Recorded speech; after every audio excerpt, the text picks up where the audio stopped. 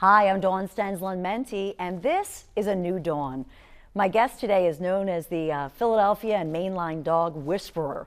His loyal followers call him a magician, and his purpose in life, to save the lives of dogs once considered hopeless and turn the meanest of them all into angels.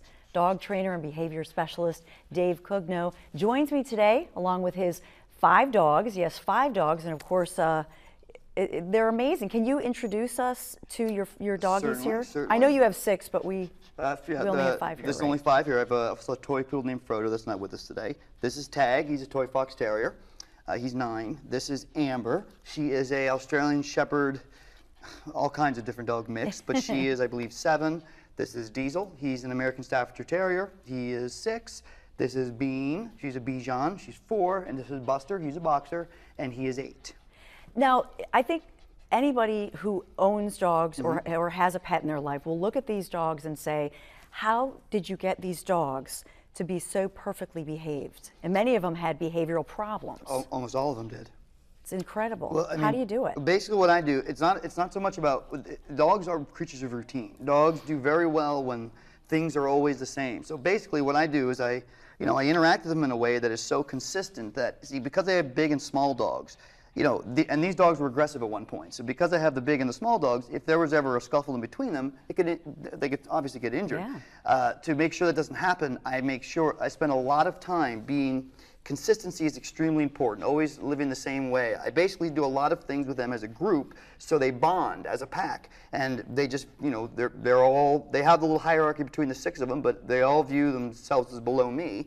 But not in any way like a fear way. It's more of a trust way. Right. And so they just look at each other as they're basically a family. It's what they are. And we're going to show a little bit later in the show. We're actually going to show before and after and talk about how you do it. Great. But I want to talk about you for a minute, and because you have an incredible backstory. And can you tell me why you as a human being connected with dogs? Well, I grew up in Southern California, and I moved to Pennsylvania when I was 18, 22 years ago.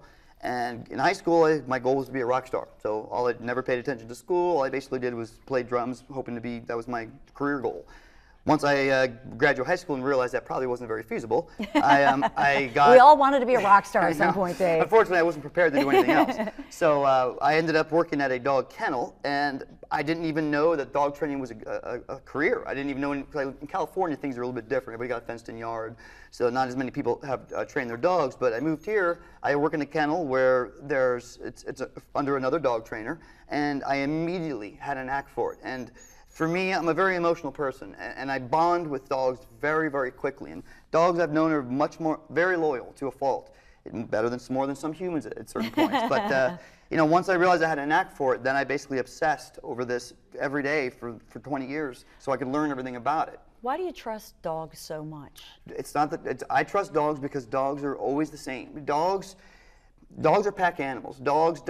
Only so many things can occur when it comes to dogs. There's insecurity, there could be a certain amount of behaviors, but ultimately they all stem from the same group, same core, causes.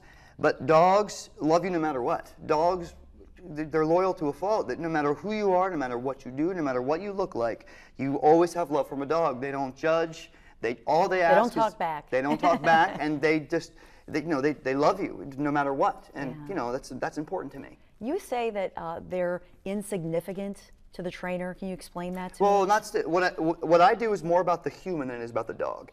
The dog part of it is easy. It's getting somebody to understand how to interact with their dog. If somebody comes to me with behavioral issues, for example, I don't do specific behavioral issues. So in other words, if somebody were to come to me and say, well, Dave, my dog jumps on people, the issue isn't that it jumps on people. The question becomes, why does it jump on people? What happens that causes the dog to believe it has a right to jump? For example, dogs only do what they think they're supposed to. In other words, a dog lacks the ability to be bad, in the conventional sense of bad meaning they understand what you're telling them to do and they're choosing to ignore it. Dogs don't do that. Dogs, every behavior that a dog has, one way or another, is unknowingly, understandably, cultivated by the owners, the humans that they live with. They don't do that on purpose. The owners don't realize what they're doing. But what I do is I teach people what their interaction with the dog creates certain behaviors. So in other words, you're training the person. So the dog is less significant than training the owner. As far as the success of my training program, it's way more about the owner than it is about the dog. how are you different from other trainers? Because you can go into some dog stores, you know, and they have training. Here's the thing about dog training for me. Dogs are very important to me. It's my whole entire life. I care about dogs. Human beings have changed. We basically domesticated a species. In other words, we've taken an animal and we've changed them because of human intervention to where they can no longer survive without us. That's a big responsibility. We've changed a species. Not anybody should be able to be a dog trainer. Anybody can be a dog trainer. Anybody can judge whether they live or die. That's not fair. In my opinion, what makes me different is that I care about why things happen. I obsessed over something for a long time, my whole entire life, 20 years anyway, to learn why things occur so I could understand why things happen. It's not about good or bad, it's about understanding. And, you know, there's a lot of different training philosophies, and I think there's great that there's a lot of different dog trainers. What I don't think is great is that there is very few that spend a lot of time, you know, understanding why things happen, and they tend to spend more time thinking about, okay, we'll do this, shake a can of pennies if your dog does this, or work on symptoms as opposed to the cause. What I do is I teach people the cause of behaviors, and then either how to fix them, or if they choose not to fix them, how to then live with the dog despite the problems so they don't have a bad relationship. And you know, I feel your passion, and you and I have known each other a long time because, and we'll explain later that you actually trained my original dog buddy. I have another dog buddy now that you'll meet. But I look at your passion, and you know, your vein comes up in your neck when you talk about, I mean, how did dogs change your life? I mean, you were a kid with ADD. Severe ADHD, dyslexic, I mean, the whole entire bit. I never related well with humans. I was antisocial, not because I chose, I was awkward all the time. When I got into this business, I realized that dogs provide me something that, like, it's almost like a stable family. It's something that they are so reliant on the relationship that you have with them, and it's a deep thing. And this is my family. Literally, this is my family, and it's a big deal that, you know, dogs have always made more sense to me than humans, and it's really because, you know, they need me to teach them how to be a certain way so we have a good relationship. But it's really more about them. You know, it's the group mentality is what really, it's like a family basically. So things that I guess I lacked as a kid, I didn't have a lot of, you know, social interaction with people, and I was kind of awkward. I found my niche with dogs. I mean, I'm more of like a dog than a human. I mean, they changed your life, really. Beyond changed my life. Everything I have is from them. Aww, everything. That's so beautiful. It's all about love. It really is. They're my whole life. Aw, they're so sweet. Can you just go through their names again so we have the names of the doggies? This is Buster. That's Diesel. That's Amber. This is Tag, and this is Bean. And we're going to hear more about the dogs, see before and after, and also do some commands, the sit commands and that sort of thing. You want to do the sit command right now just to give people a taste of it? Can you just give one command and then we'll... Sure. I'll tell you what, why don't you hold on to the Tag, Don? And all I'll do is, come here, guys. I'll get up. Come here, Beanie. Diesel, come. Come on, guys. Sit.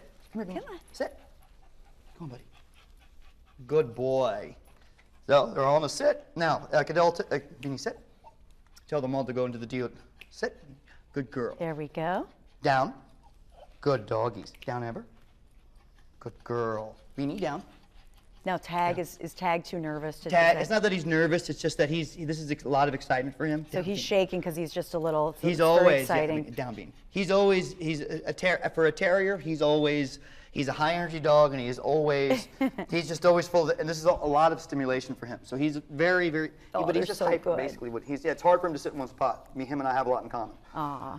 Well, you know, for many desperate dog owners, Dave, and I know you meet your share of desperate dog owners, really you are their last resort. Some amazing examples of just vicious rescue dogs turned into precious angels. We're going to see your work in action when A New Dawn continues.